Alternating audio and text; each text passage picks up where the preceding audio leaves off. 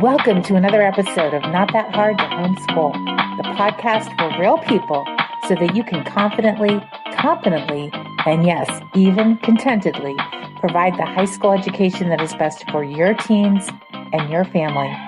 I'm your host, Lisa Nehring from notthathardtohomeschool.com. So glad you guys are here. This is the From Awkward Homeschooler to Successful Adult workshop. And just quickly about me before we get started, I like to say I have one husband, 2 graduate degrees, 5 kids, and a black belt in homeschooling. We homeschooled for 30 years, and my kids are now between the ages of 21 and 37, I think. We have grandkids, they're homeschooled, and I currently own True North Homeschool Academy. So we're going to talk about how to go from awkward homeschooler to successful adult. Have you guys all seen the movie Rocky? You know, the boxer Rocky Balboa? Well, Rocky's a southpaw, and so nobody likes to fight him. He's a good fighter, but people don't like to fight southpaws because southpaws get the right-handed boxers off their rhythm, right? So if you've ever done any kind of sports, you know that like even walking or running, you just kind of get into a rhythm and a zone and a flow. And then like you hit a rock or a dog comes at you, and all of a sudden you're off your beat, right? You're off your rhythm, and you're kind of you have to regroup. And that's what a southpaw boxer does with a right-hand boxer. So the reason they don't like to fight a left-hand boxer is because they don't win as often, because they're off their rhythm and the routine. So I just think if you studied emotional intelligence at all, you realize that timing is everything, whether you're a public speaker or a comedian or a boxer. And when you're off your rhythm and off your routine, the jokes fall flat, people don't think you're that great a speaker or politician, and you lose the fight, right? So what does everybody say that homeschoolers are unsuccessful or awkward? I think it's because we're just going to a different rhythm and a different beat, and we get them off their rhythm and their beat, and they just don't know how to relate to homeschoolers. And it's not that we're really that awkward, it's that we're not in the same rhythm and the same flow as they are. And so I just think we need to embrace that awkwardness and go with it.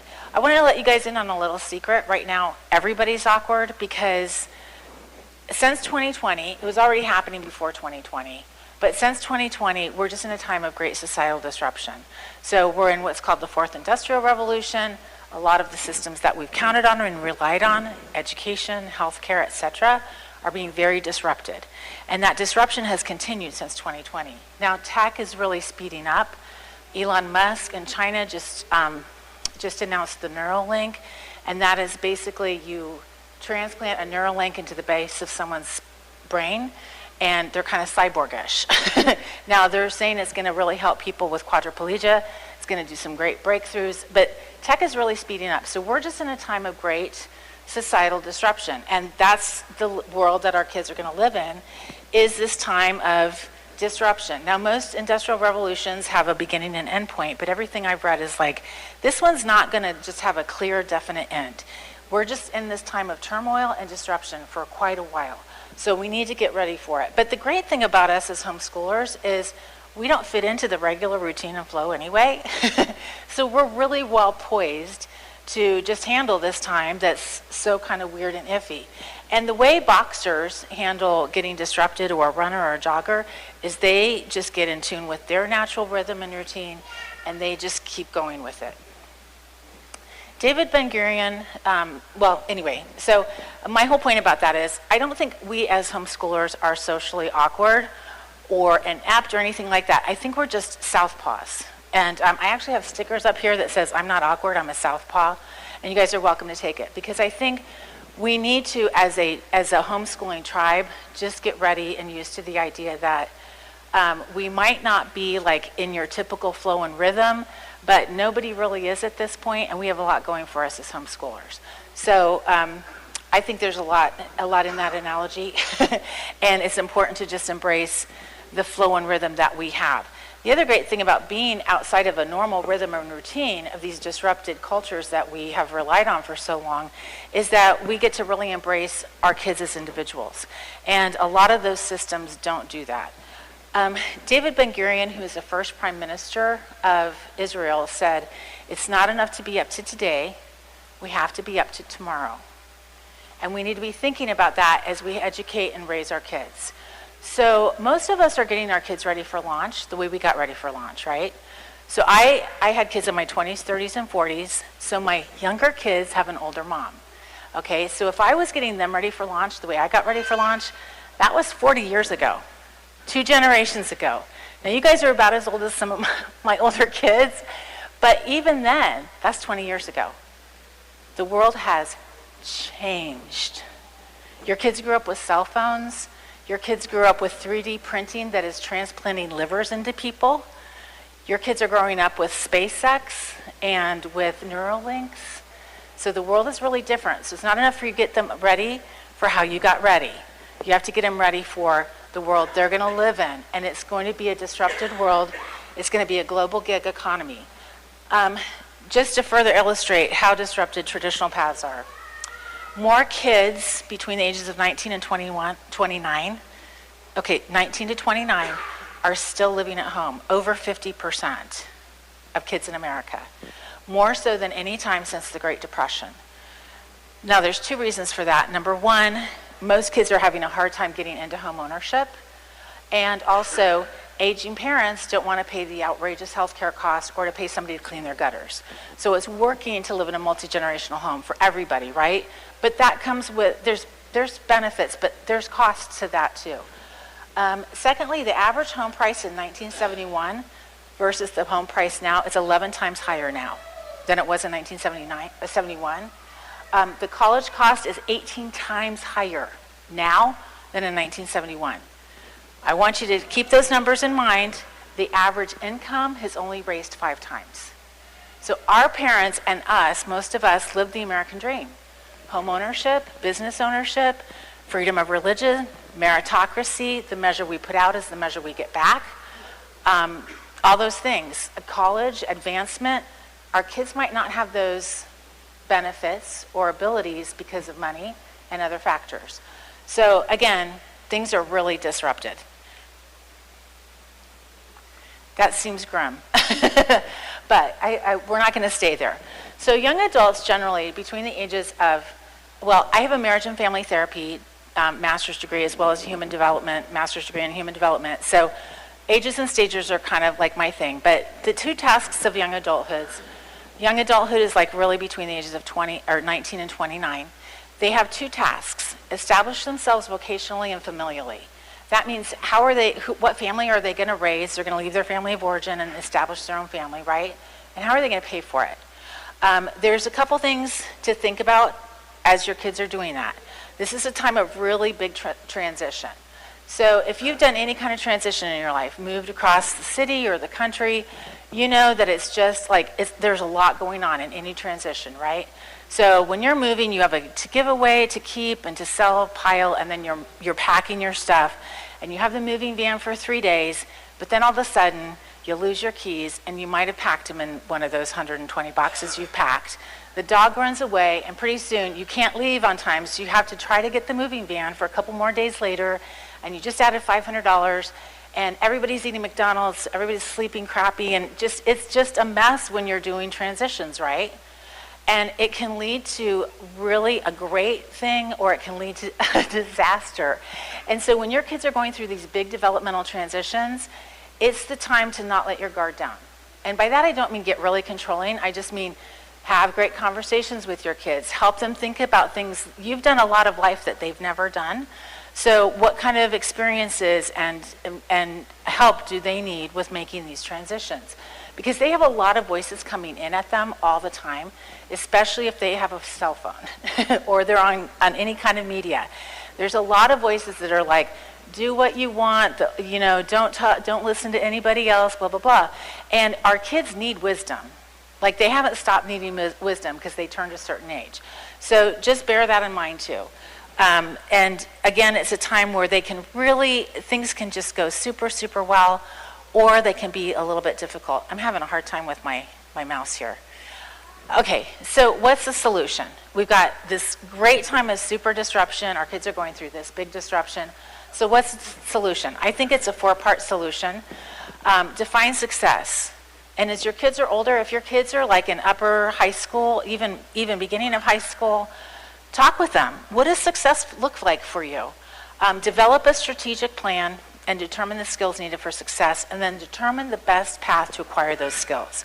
Now, a lot of us, we own It's Not That Hard to Homeschool as well. It's a huge Facebook group of 42,000, and most of the people on there are getting ready to prepare their kids for college. But you as parents really need to strategize that. We're going to talk about that later, but just really determine what is the best path to acquire those skills.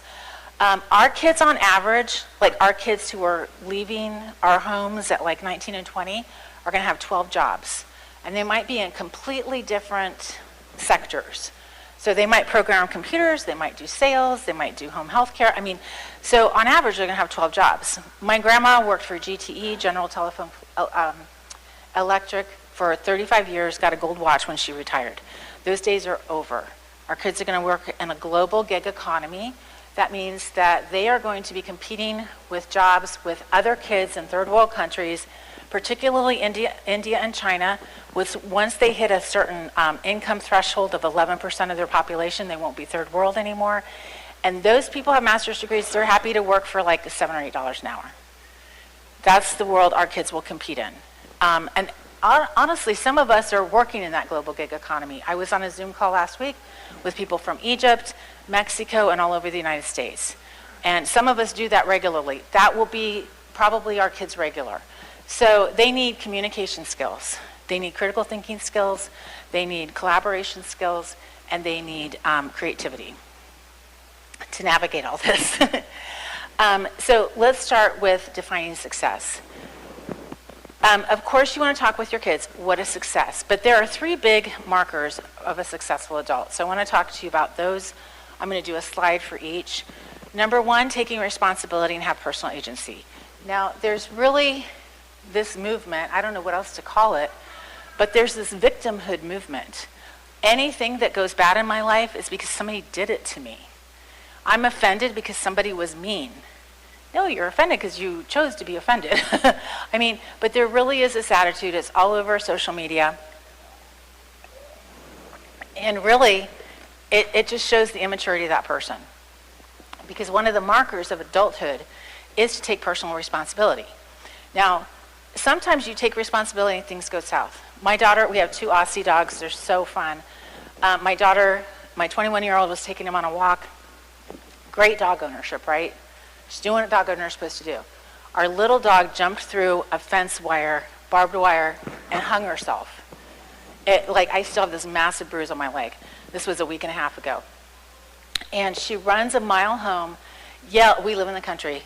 Get the clippers, get the car. We drove back there, and by the grace of God, she was still alive. But her eyes were rolled back, throwing up. I mean, it was really kind of traumatic. So it took us a half hour to get that barbed wire off of her throat. Her eyes were bulged and bloodshot for over a week, but she lived. So sometimes you're doing the right thing, something goes bad. We still have to take responsibility. We still have to go get the wire cutters. And we need to teach our kids that. So one of the ways to do that is just to do hard things with your kids. You know, have them get a dog and train it and take them on walks. And sometimes if the dog died, you know, that's just something we have to take ownership for. Like, okay, we should have taken the dog on the walk. She should have taken her cell phone with her, like I've been telling her for a year and a half. Now she takes her cell phone every time she goes on a walk. Also, personal agency. This means being able to get things done. I'm going to start something. I'm going to finish it. I'm going to see it through. I can affect the world. I can change your mind. I can sell you a product. I can talk you into something. That's personal agency. The second part of defining success is making independent decisions as an integrated self, and then becoming financially independent and developing competencies. Okay, so I got ahead of myself. Taking responsibility and personal agency. So acknowledging fault and blame, accepting positive and negative consequences. Like if our little dog had died, that would have been on Hannah, because she didn't have her cell phone. I could have been there, you know, all the things. And then allowing your kids to become independent. Let your kids do hard things. And if they mess it up, that's okay, that's life. We're all adults. Does everything we do 100% work? Like hardly. But do we quit? No, we keep still making dinner even if we burned last night's, right? The second thing is independent decision making and integrated identity. That is who we are, understanding who we are personally, collectively, and societally in relationship to our values, beliefs, and sense of purpose. So we define our tribe based on society and our beliefs and values. We're all at the Great Homeschool Convention because we're part of the homeschooling tribe. Now there's niches within those tribes. There's unschooling, Charlotte Mason, classical, Waldorf, all the things, right? So we're going to go to find our little people in the bigger group. But homeschooling kind of defines a lot of us, right?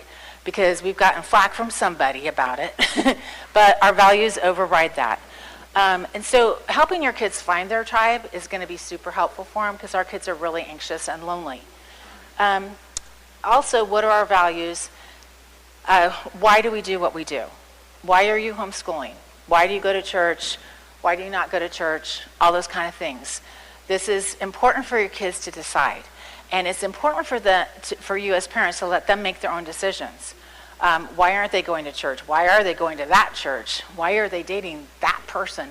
And, you know, as parents, we have a lot more life experience, and sometimes we can see the writing on the wall, and we know things aren't going to end well. And sometimes we can speak into that, and sometimes we can't. But our kids are independent of us. The other thing I want to really talk about is integrated identity. Integrated identity means I am who I am. That is a gift from God. So Kamala Harris made this so popular. You can be anybody you want to be. No, that is literally a lie. I cannot be a pharaoh from ancient Egypt. And that seems ridiculous, but that's what our kids are getting told all the time. I can't be a 12-year-old boy. I would never, ever want to be a 12-year-old boy. You guys can only be who you're created to be, and so can our kids. But they're getting data from them from everywhere all the time. You can be whoever you want. You can be a different color, you can be a different gender, you can be a different race. And listen, no matter how much you amend yourself or take away from yourself, you're still yourself. And again, that's a gift from God Almighty. We need to teach our kids that you are limited by the grace and mercy of God. Because if they don't get that, then they're going to hear all these voices that say, you know, just add this or take that off and then you can be a new person. And they're still going to be who they are. That is a marker of adulthood. I am who I am. And you just have to accept that. Now, some of us have worse things to accept than others, right? Like some of us don't like what we have to accept. But again, that's part of maturity and adulthood. And then third one is competencies. And these are both, these are skills and financial competencies. So competencies are like things like communication, critical thinking, collaboration, creativity. These are really important. Like, do they actually have skills? Number one skill that most employers want to see from new hires is, can you sell something? Can you sell something verbally, and can you write out and make a sale? Number one skill. So if your kids can sell stuff, they're ahead of the game. So anybody who says working at Subway is a stupid job, no, it isn't. They're selling a sandwich. They're learning sales. These are important skills for our kids right now. The other thing, too, is bringing value to others with no expectation of remuneration. Can I add value to you without expecting you to pay me? Like, I'm here to sell True North Homeschool Academy classes, 2nd through 12th grade, live online classes. This kind of doesn't fit in because it's past 12th grade, right? But I think it's so important. I really want people to understand the world that our kids are going to live in is a little bit different than the world that we grew up and lived in. And we need to be forward thinking. If we're now thinking and we're not up to tomorrow, our kids lose out. And our kids have a lot coming at them. So we need to be really forward thinking and really praying into this vision out there for our kids. So anyway, how do we teach our kids to bring value to others without expecting a social media like or $5 from grandma? How do we teach them to serve? Just with open hands. Really valuable skill. And personally, I think this is going to be one of the great evangelistic tools of the future. Because everybody right now, they don't want to give you the time of day if you don't have something for them, right? The third one is brand yourself. Now, this branding yourself has kind of a bad rap because of social media, but I think it's really important. Our kids need to brand themselves, and I talk about this in my other workshops. Help your kids develop something unique and special about them. What's their standout factor? And by branding themselves, this is what I mean. Who and what question are they going to solve? If somebody has a problem, can they be the go-to for that problem? Now, if you have problems with education or dual enrollment or homeschooling or picking curriculum or online classes or parenting or marriage, I'm your girl. I have time, I have education, I have experience, and I have age on my side. I know a lot about education. I can pick out kind of what grade people are in just by looking at them. I know who's had algebra and who hasn't, all those kind of things, because I've spent so many years doing it. And our kids don't have that because they're younger, right? But that's okay, because they have to start somewhere. But what do they want to be known as the experts? So somebody has a question, they're the go-to. My youngest daughter is here with me today. She graduated from high school, fluent in Hebrew, conversant in Spanish, and she can hold her own in German. She really went after language study, and she knows a lot about philology. And so we've had people coming in to the booth saying, my kid wants to study a language, and we're like, talk to Hannah. Hannah's getting their phone number. They're like besties at the end of it, because Hannah knows about language acquisition in high school. And she knows how to talk to your kids about it because she's like 21, so she's just out of kidhood, you know what I mean? But if we want to talk about language, and Dana, our German teacher, isn't here, we always refer people to Hannah, who's only 21, because she has 7 years of going after these languages. So what do you want to brand your kid as? What do they want to be known for? And they don't have to be known for it forever. When I was in high school, I threw pottery and did a whole bunch of stuff I haven't done for years. I swam on swim teams. I played squash. I made the Ohio women's squash team. I haven't played squash in decades. But I learned a lot of valuable skills from all those things. So it's not forever. It's for now. And God calls us to different things in different seasons, right? So for now is probably not going to be for later. Okay, the second part of this is developing a strategic plan. What kind of lifestyle does your kid want to have as an adult? Now, we have a packet on the website at True North Homeschool Academy, and it's got convention specials, and you can pull it down. I actually made all of this into a packet because it really could have been a weekend workshop, and there's a lot of resources in that packet for you guys if you want to go download it. Most doctors don't go into medicine because they love people, and they don't go into medicine because they love science. They go into medicine because they have an expensive hobby, and they have to figure out how to pay for that hobby when their parents aren't paying for it. They go, aha, medicine. Literally, statistically, that's why most doctors go into medicine, is to pay for their expensive hobby. And that's kind of weird, but I think it's informative. We need to take that approach with our kids. Let's get really strategic. Because again, the world is moving at a fast pace. What kind of lifestyle do they want to have as an adult? Do they want a large family, a small family? Do they want to live urban, suburban? Do they want to homeschool their kids? Do they want to have 2 working parents? Do they want to own 5 cars? Do they want to travel the world? So we have a list of questions for you to ask your kids on the website. But I think it's really important to ask your kids, what kind of lifestyle do you want to have? How are you going to fund that? Because at some point, we're not here to fund it for them, right? And this might not work for all kids. You might have those outliers who are never going to leave home, and those are totally different discussions. But for most kids, developing a strategic plan and getting them in on it is going to be helpful to them. The second part of this is creating a student learning profile. This is too cluttered for a PowerPoint slide, so I apologize, but this is in that packet at the website. And developing a student learning profile is just where do you want your kids to end up when they graduate from high school? And as they get older, I would include them in that. Where do you want to end up at the end of high school? This is a conversation my daughter and I had when she was like a freshman. I was working full-time while we were homeschooling. I got to work from home, which was a blessing and also, challenging. But South Carolina allergies are a thing, man. I'm from South Dakota, and I'm like, whoa, what is happening here? She decided she was taking Latin, and she literally hated Latin. But she'd gone through 2 years of Latin. She's like, I want to try Hebrew. And so she started learning Hebrew. Loved it. So she said she wanted to really focus on languages. The only science she took in high school was biology or chemistry, and she went to college and got all A's in science. But she did 8 credits of foreign language in high school because she just loved it and took a bunch of languages. So create a student profile with your kids. What do they want to know at the end of high school? And I would include physical, mental, social, and academic. Because we're not homeschooling because our kids are just intellectual, right? Like, does anybody just have a brain for a kid? I mean, there are all these components, right? So what does your kid want to know about health and wellness?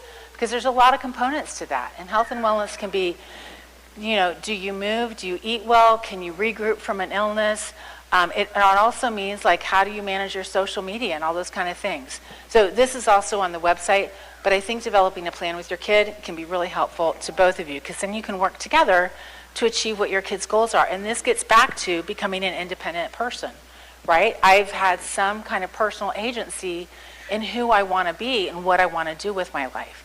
And so the sooner we can get our kids involved in those kind of discussions, for one, they'll be self-challenging, which will motivate them. If your kids are bored in homeschooling and with school in general, most of the time it's because they're not challenged.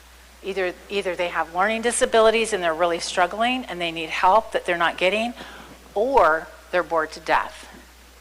And I get calls every year, mid-year, from moms of generally 12 to 13-year-old boys going, my sweet, adorable kid is just like a punk. What do I do?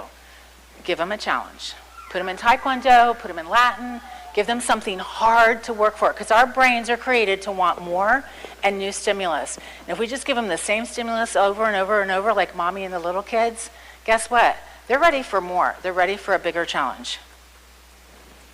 Okay, so I want to talk about the emerging economies that are coming up. Artificial intelligence. We're seeing this more and more. Anybody been on ChatGPT lately? I like to use it almost weekly, maybe daily.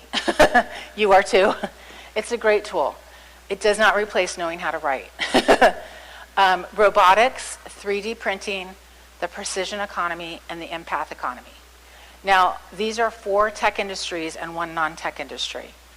The empath economy is like chiropractors, physical therapists, pastors, counselors, anybody that has like a personal touch or connection with you. So if your kids like aren't really STEM oriented, then the empath economy might be the way to go. I'm not saying you have to go into these economies. I'm just saying these economies are going to continue to grow and expand. Now, with any industrial revolution, some industries just die. When the car came up, Cartwrights died. You guys have you ever gone to a Cartwright in your life? They're the wheel makers. Nope, don't go buy wheels anymore for carts, right? That industry went kaput.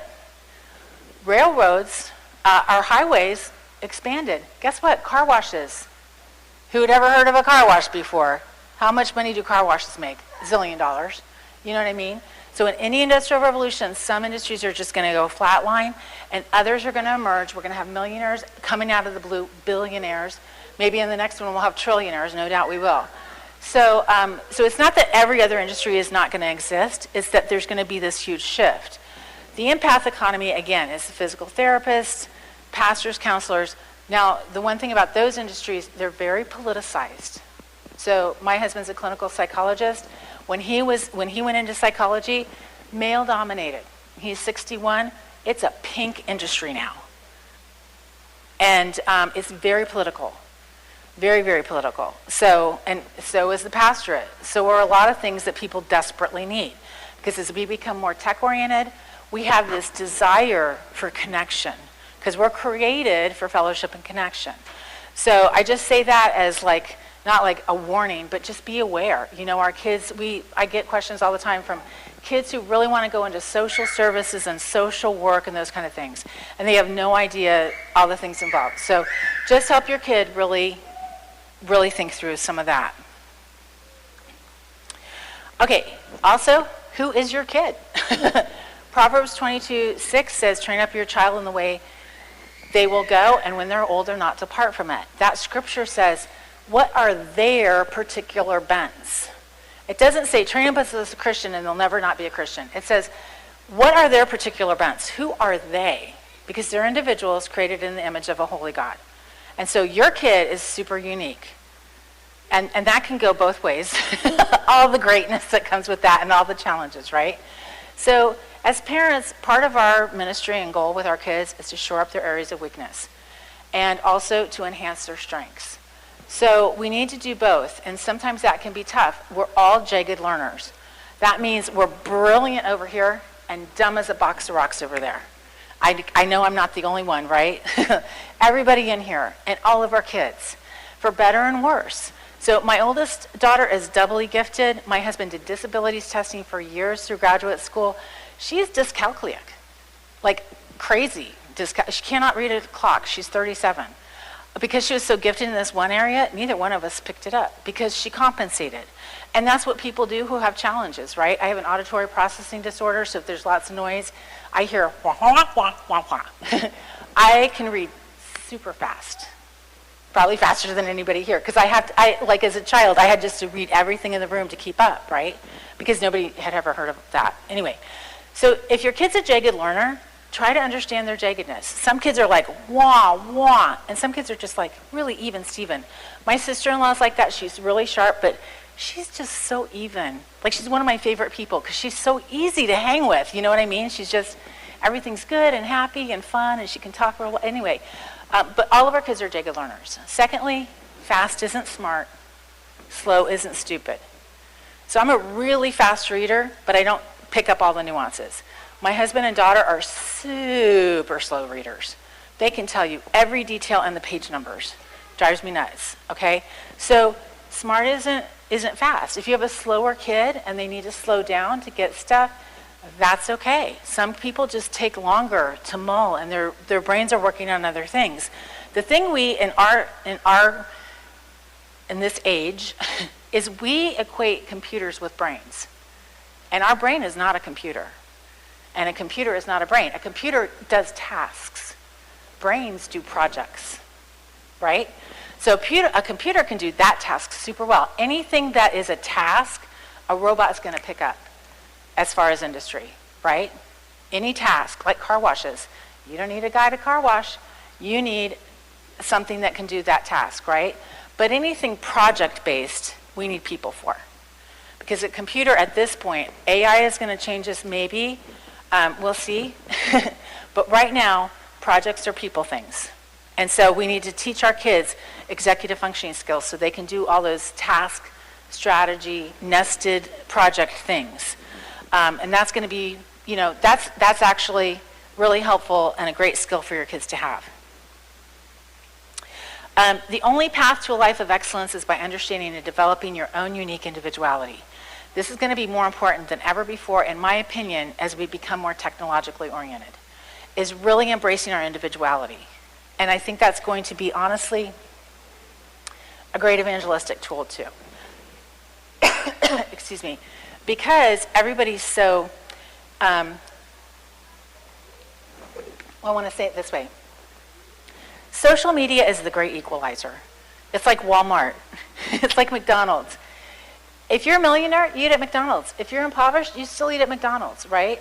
That's how Walmart is. Doesn't matter how much you make or don't make, you can still shop and find something at McDonald's. That's social media. So it's ubiquitous. And everybody's trying to be an influencer or be that person or be the same. Individuality is God's gift to us. So if we can be individual and train our kids to be individual, that's going to be really a standout. Okay, number 3. What are the skills your kids need? And how do you find out? Your kids all need a good career exploration class. I think this is one of the most important classes your kids can take in high school. Because a good career exploration class is going to teach your kids, who am I naturally? What do I just know how to do? What are my strengths? Because most of our kids don't know that. You as parents know that more than they do. Because you have that objective point. You've lived. Your kids are little, even when they're 14 and 15, they're just little kids. And, I've got a 37-year-old, so everybody under 30 is just a kid right now, right? But self-assessment. When I was in high school, my mom kept saying, she was getting her master's in education, so I had to do all the tests. And she's like, oh my gosh, you should be an engineer. You should be an engineer. But I threw pottery, I did photography, I had some stuff published from writing, and I just thought I was like an artist, And my mom's like, no, you're an engineer. And I'm like, I am so not an engineer. All the engineers I knew were like old, fat, bald guys. That was just not what I saw myself as being. Well, It's Not That Hard to Homeschool, we have a sponsor called Use Science. Amazing program. So I went through it, I did a skills assessment.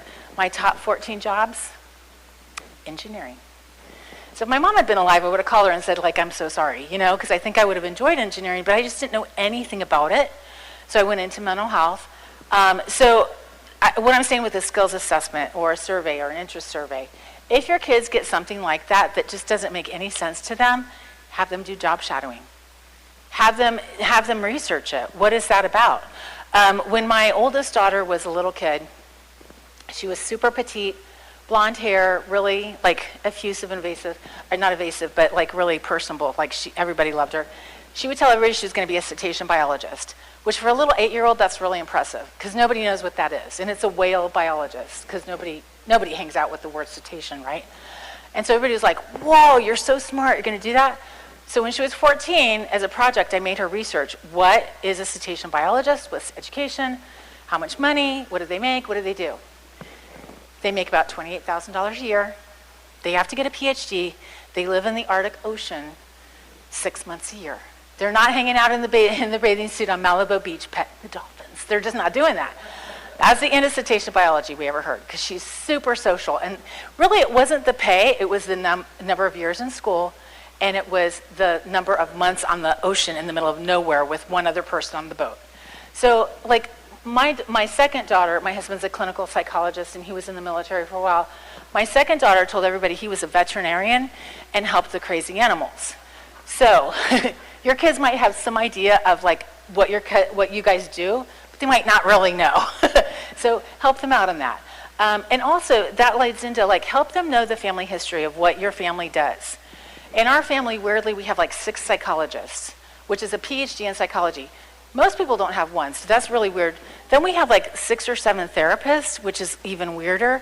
And the rest of the people in our family are teachers or pastors. We have 2 investment bankers who are wealthier than all of us combined. But you know, help your kids understand, what does your family do? Because like it used to be the shoemaker's kid grows up to be the shoemaker. That's not 100% true anymore. But I know a lot of medical families, their kids are in medicine. I know a lot of lawyer families, their kids are in law, because that's the terminology your kids have been hearing their whole life. Like some of my kids have actually read the DSM-5. That's weird. Most therapists don't even do that. But it's just the terminology they've been listening to is that. So help them understand their family history. Holland codes are all the jobs in America listed by code, and you can look that up. And then help your kid do job shadowing, because job shadowing will really give them a hands-on understanding of what that job is. And then help your kids understand you don't get what you want.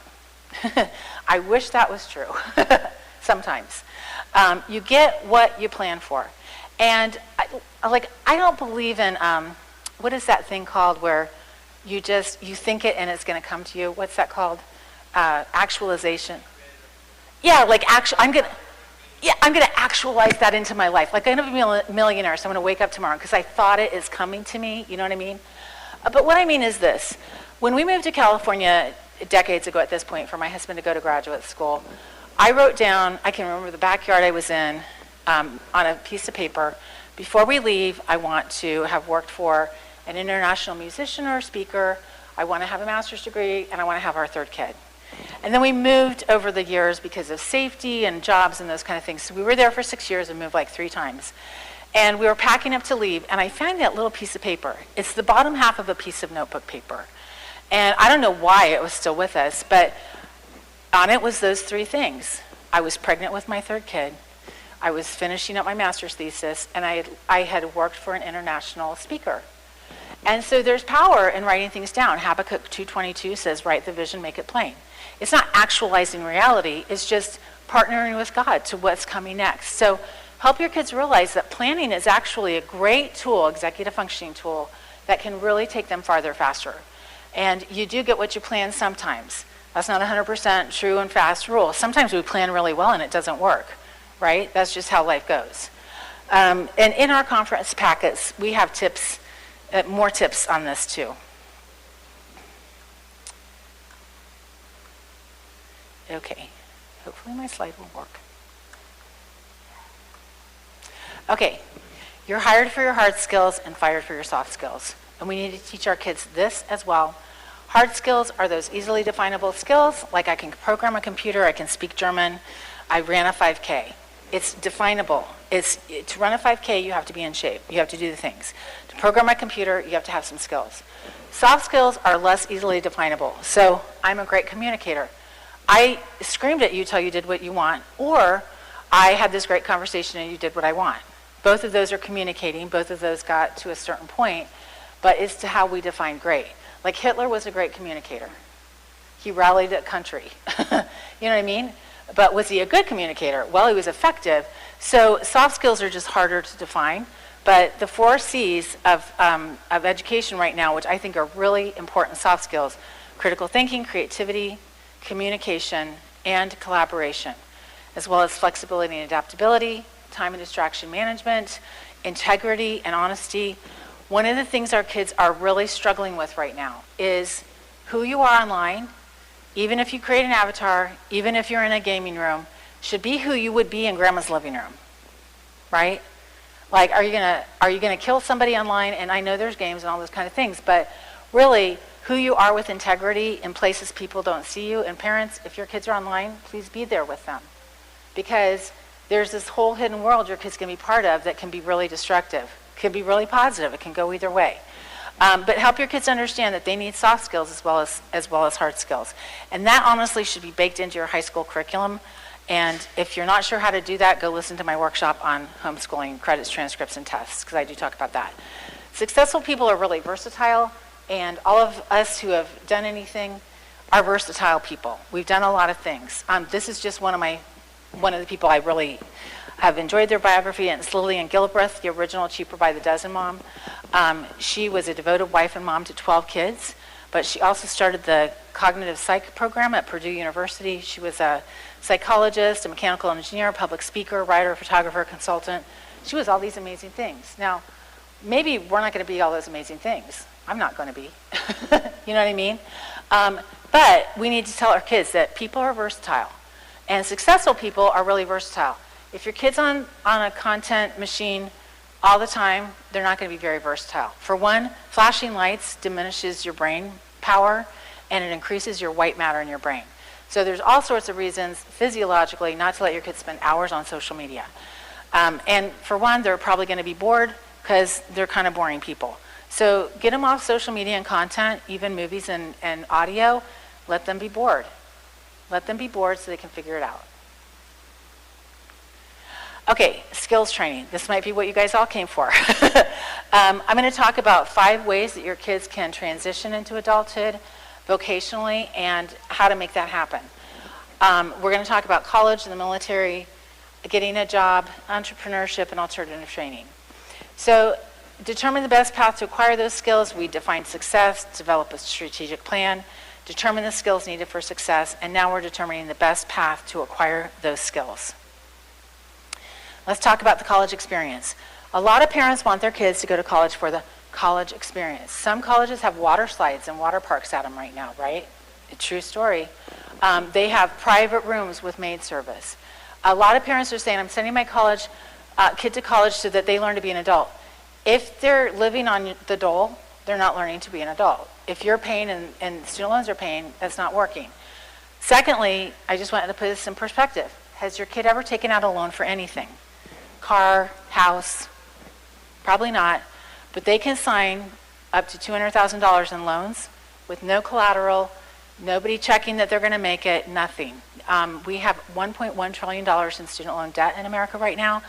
The government makes $1.25 billion off of student loan debt every year. So if you think the government is giving your kids a loan because they love your kid, that's not really the deal. They're giving your kid a loan because they make a lot of money off of your kid. And because of the deregulation of student loans, it could be a life of enslavement, even a loan as little as $10,000. Dave Ramsey has a great video on this, but because of the deregulation, if your kid takes a deferment for a year, which they can legally, because they broke their leg or they got pregnant or whatever, then they'll still be earning principal on that loan, so they might owe more at the end of that year than they did at the beginning, and it can just be a vicious cycle. So you need to strategize how to get your kids through college with no debt. Second thing is, I went to a private Christian college in Indiana, $20,000 for all 4 years. That same school costs $37,000 now. My son got the biggest grant that they gave, still left over $20,000 for them, and they're like, doesn't your mom work? That's their solution. Take out a loan. It's a Christian college. So if he does that, he still has $80,000 in debt, right? So just really help your kids think through debt. They're not going to pay off $20,000 a year working at McDonald's, and if they go to school. So you really need a strategy to help them out. What do your kids think they're going to school for? Get away from mom and dad, party, maybe academics, maybe vocational training. Most kids don't go in with a major in mind, and over 50% of them do not graduate. Those kids who don't graduate still might have debt. What do you guys think you're paying for when you send your kid to college? Like, I mean, honestly, I think these are really good discussions to think through in your head with your spouse, with your kids. If you send your kid to college, what are you paying for? Vocational training, the experience, really get clear about it. I'll tell you what the colleges know you're paying for: their salaries, their pension, and the new football stadium. So you guys are funding their retirement, right? And it is a business, it is a machine. They're not there necessarily to help their kid. The kid's there. I mean, you know, most businesses, once they're a business, the point of the business is to perpetuate the business, even if they're philanthropic in ideology, right? So consider also the social, emotional, and spiritual, physical aspects of sending your kids to college. My daughter was at a really nice Christian school last semester. You had to get the food service. It was mostly carbs, and they didn't have very much salad stuff, and it was moldy, a little moldy. So she started eating on her own and cooking, and all the kids on her floor wanted her to cook for them. So we ended up, you know, bankrolling 7 kids on the floor, feeding them soup that my daughter would make, because they just didn't really want to eat, and it was garbage food. So most of them spent their dollars at Taco Bell, also not good, or Dunkin' Donuts, not better. And the other thing too, most evangelical kids, over 70%, renounce their faith in Jesus by Thanksgiving of their freshman year. Now, Jean Burke and I did a seminar yesterday, and she's like, who you connect with is going to be really important to you in college. And so if you can connect with people, great. My daughter did crew and all those kind of things, but even now, like Pew Research just did this report, most Gen Zers believe in Christianity and Buddha and Allah and Hamas. Shocking. Terrorists, they support them. They're sending money to them. They're waving flags. And so if your kids go there, they're going to have a lot of pressure, and they're not going to have the support system that they normally have. So thinking through those things is important too. So pros and cons of college. Most college grads do make more than those without a degree. This is all pre-COVID, because there's no stats on this since COVID. 84% more over their lifetime. That's a chunk of money, right? Access to more jobs because they have a broader network. I'm not sure networking is really working, because most kids in college now started high school when the pandemic hit. These kids have my husband's a psychologist. They have anxiety, crippling anxiety. They're afraid to talk to people. Literally, not public speaking, talking. They're like afraid of that. They're committing suicide at a greater than ever rate. Like it's an epidemic in the United States, especially young white men. So that's a problem. That's not related to college, but a lot of people have got a college degree, lower unemployment and poverty, and they have better vocational training, especially in STEM. Cons: college debt is out of control. Most people graduate in 6 years if they graduate with $37,000 in debt. Imagine if they marry somebody with $37,000 in debt. $72,000 in debt when you're in 26, 27. You don't buy a house, you don't have kids, you don't go on the mission field. You pay off debt. You get that second and third job, and all you do is pay off debt. They don't always have vocational training. Right now, a lot of the really millionaire entrepreneurs are saying, don't go to college, get certified, go to work earlier, save money. If you want to do college, do it online, live at home, save money. There's a false sense of independence and learning. If you're living in a dorm, you're not paying your own stuff. You're not learning adult skills. And the dropout rate is 40%, 1 million kids a year. Let's talk about military. We had a son that went Nat Guard. My husband served in the military as an officer. Pros and cons of military. Vocational and skill training, even college. Leadership training, depending on your job, higher income potential. The kids get basic pay, special pay, medical and dental, housing and uniforms. Home financing. That's how we bought our first home, is that no money down because of military loans. What a blessing, honestly. Travel, we traveled coast to coast. We went from coast to coast 4 times in 2 years when my husband was military. And then enrollment bonuses. My son got a $40,000 sign-on special with the Nat Guard. That can pay off a chunk of college. The cons of the military: death and dismemberment. Like your job, your life is on the line, and they own you. You can't just say, I don't want to go this weekend because we might death and dismemberment might happen, so I'm going to stay home. Nope, you go. They tell you, you go. So they do literally own you physically. It's very physically demanding. My son said in Nat Guard training, 5 kids got boarded out because of stress fractures. And so you really need to, we do have a printout and a whole article on how to get ready for the military if you're interested in that. A lot of physical, they decide. My husband's mustache could not be over his top lip. So they're really stringent on what you look like, how you know, and you've got to meet their physical requirements and all the thing. Some loneliness. I mean, you could be separated from your family and loved ones for months. It is highly structured. Now, the weird thing is if you have an ADD kid, they might love the military because it's an external structure, and a lot of ADD people absolutely thrive in the military because all they have to do is follow the structure and do the stuff and be in shape. They have too much energy anyway. It really works out for them. So if you have somebody like that, you might want to really look at it. It's a huge multi-year commitment. You can't just say, like, I didn't like this the first year, I'm out. If you signed on for 6 years, you get to do 6 years, unless you want to go to Leavenworth. You have sworn allegiance to the executive officer. That's the president. Politics absolutely matter. My husband served under Bill Clinton, military drawdown. He worked like 20 hours a day for many years. Like, he was going gray in his 30s. We left the military 6 months later, he had brown hair again. I'm not even kidding. So your executive officer really makes a big difference. Rank also matters, yours and others. If you have an officer that doesn't like you, it doesn't matter why, you can be in for 15 years and there's like, I'm going to ruin your career. It could happen. Now, I'm not saying it does a lot, but rank does actually matter. And it's literally not about you anymore. So it's a great option. Your kids can learn a lot of valuable skills. If you want your kids to learn to be an adult, don't send them to college, send them to the military. Because they're going to be in charge of equipment and people and other people's lives, and that's going to grow them up fast. So it could be a good option. Skills training, go get a job. Have your kids just go get a job out of college or out of high school.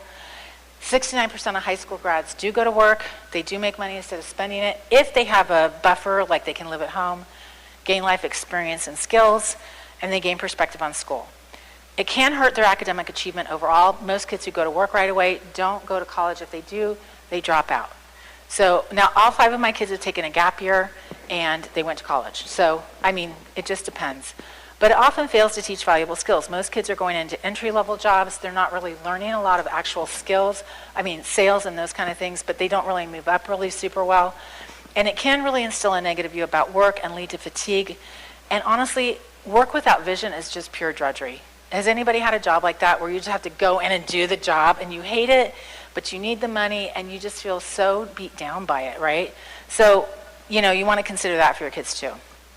Entrepreneurship, our kids need entrepreneurial skills, whether they become an entrepreneur, or work for somebody else. Again, having a buffer is really going to help because most entrepreneurs don't make any money until the 2nd year of their business, if they're profitable at all. Most small businesses fail in the 3rd year, 5th year, or 7th year. So you want to kind of keep that. But if your kid has an idea, honestly, I'd help them start it in high school. They gain experience, leadership skills, personal fulfillment, financial rewards, and they get to follow their passion possibly, right? The cons are it takes a while to be profitable, limited resources, possibly lack of experience, balancing priorities, and other things that can make it kind of difficult. Skills training, alternative education. There's so many new alternative ed programs. I just interviewed Brett Harris of Do Hard Things for the podcast, and he has a new program where the kids actually build a business and write a book in 1 to 3 years. And by the end of the 3 years, they're published. They just had one of their students get a 5-book contract with Penguin Publishing, major book publishing, and she started her own business that pays her to write books. So their program is really good.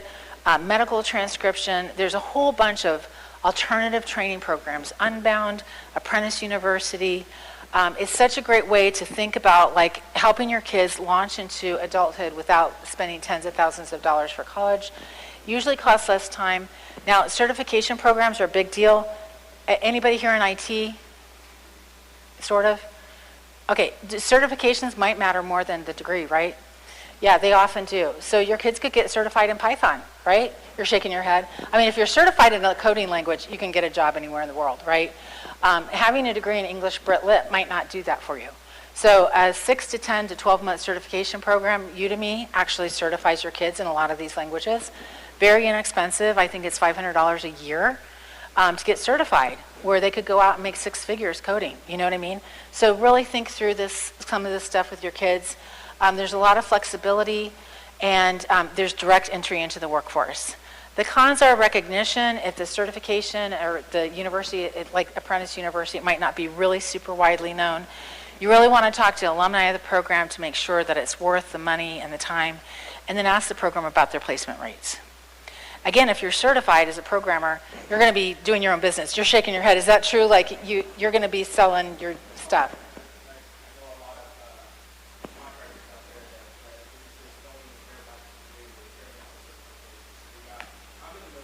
Mm-hmm.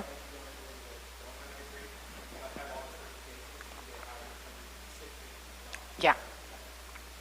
Thanks for substantiating what I'm saying.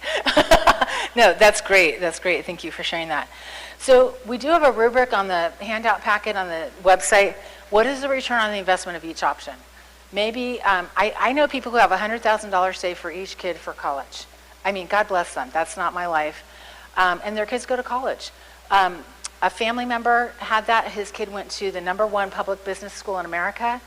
He's a capitalist. He's an investment broker. Raw America. His kids are socialists. Both of them. They graduated from this business school. They're in business. They're super pro-socialism because of the influences at college. And I'm not denigrating college, though it kind of sounds like I am. I'm just saying there's so many moving parts right now. Parents, you need to really help your kids sort through all these options and what the long-term stuff is, because 5 years is like a fourth of our kids' lives when they're 20, right?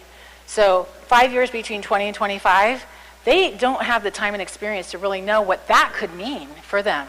And it could mean they don't have options at the end, or they have amazing options at the end.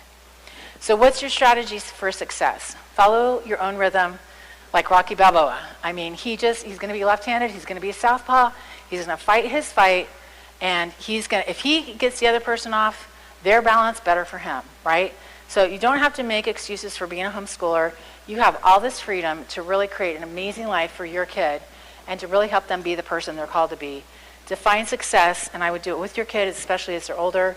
Develop a strategic plan, determine the skills needed for that success, and then determine the best path to acquire those skills for your kids. I just want to tell a quick story. When my grandpa was 12, he grew up in Missouri. He was born in 1896. So this is my mom's grandpa. She was adopted, so it's her adopted dad. But he was my grandpa. And so when he was 12, he got on the railroad and he went to Chicago. I think he went alone. That was pretty common. And he rode the rails to Chicago. I think he might have had a brother, maybe not. And he lived there the rest of his life. So I think when he got there, he either worked in the stockyards or the rail yards as a 12-year-old. Just made his way. He got married, got divorced, got custody of the 2 kids that they'd adopted, which was super unusual in the 30s, and he bought a little 600-foot house, post-war house, right? And with his 2 kids and a wheelbarrow and shovels, they dug out a 900-square-foot basement, and he added another 300 feet to the top floor. So he doubled, or maybe even doubled in half, the size of his house by hand with his 2 children. And then later on, he married my grandma, who also had kind of a rough life. She died with a bullet in her knee. Like, these were Wild West kind of people, right? Back when Chicago was the prairie and all those kind of things. They made this beautiful life together. Them and their 2 adopted kids. And they worked hard. My grandma worked for GTE because my grandpa said he wasn't paying for my mom to go to college. So my grandma said, I'm going to go to work and pay for her to go to college. And then she just worked for GTE until she retired. She never made over $18,000 a year, never got more than a 4th grade education. She died with $750,000 in the bank. So homeschooling and high school and college, these are relatively new phenomenon. Like our grandparents 2 generations ago, I'm older than you guys, but a couple generations ago, 70 years ago, people didn't go to high school. They didn't go to college, and they lived these amazing lives. And they created amazing lives out of severe hardship. And our kids don't have severe hardship. They wake up with food in the refrigerator and gas in the car, and parents who are putting so much time and energy into taking them to archery and horseback riding and Awanas and all the things. And same, I did that too. It's such a joy to say to our kids, we have this, let's do it together. That's a parent's greatest joy, like to just say, let's do what you want and do it. But I just want to say this to you parents. your kids need a work ethic more than anything. They need to know that hard work is important, and that with work ethic and a vision, they can literally kind of do anything. Elon Musk, he has a work ethic. He has a vision. He has multiple visions. Some of them are a little concerning, but some of them are like, whoa, right? Like SpaceX, he's willing to just put a rocket into air and blow it up. He counts on that. He's like, we're going to just blow up till we get that thing fixed. He's scheduled one a month for this year, and he knows that I don't know how many percent, 50% is going to blow up. He's not bothered by that. He doesn't go, oh man, my work just, I have no vision, my work ethic. He just goes, I'm failing forward, and I'm failing faster. And so we need to teach our kids that, you know, in every big endeavor, there will be failure. Everyone. Parenting, marriage, faith, living, work, all of that. If we're going to really get where we're called to go, the military, if we're going to get anywhere, we're going to have to fail. We need to teach our kids failure is just part of life. The only thing worse than failure is quitting. And failure isn't even way down there on the list, right? Quitting and despair, that's true failure. That's when we've just lost hope. So really help your kids understand work ethic and vision. They can go so far. How do you get a vision? You pray. You pray with your kids and pray for your kids, and you teach them to pray. What is God calling me to do? And it might not be what the skills assessment test says. I never did become an engineer. You know what I mean? It might be what God is calling you to on some crazy path. And you might get degrees and you might have experiences and get certifications, and you never ever do any of that either. Because you might have 5 kids or 12 instead of doing that. So just encourage you guys, teach your kids to pray and teach your kids that there's a living faith that is so worth investing in. Because that's going to keep them from despair in this life. And there's a lot of concerning things going on. But if they have faith in the one true God, a living God, not gods of wood and stone, and there's a lot of them out there calling to them to come on. Paganism is growing in America. And so we just need to stand firm and say, hey, hope, faith, love. And his name is Jesus. And with vision, God's going to use them in mighty, mighty ways. So I just want to applaud each of you for being here and for homeschooling your kids and for going off the beaten path, because it's a hard path, but I know you guys have vision and you guys are all willing to work, because homeschooling is a job, right? But honestly, it's an adventure. I'm stealing the military phrase there. Job and an adventure, and it's a good one. It is one of the most beautiful ways to raise your kids. 30 years after doing it, I can still say there was a lot of hardships and still hardships. If you have parents, you never stop praying, right? You know what I mean? But beautiful ways to raise your kids. And a great way to really build community within your home. And other people are noticing, and other people are going, maybe I could do that. Maybe I could let my kid not go to school and be miserable. Or I could change this math program and then they have joy in math or whatever. So I just want to thank you guys for doing the hard thing and homeschooling your kids. Thanks for being here. And our booth is 708. We are True North Homeschool Academy, and would love to see you over there. Thanks, everybody.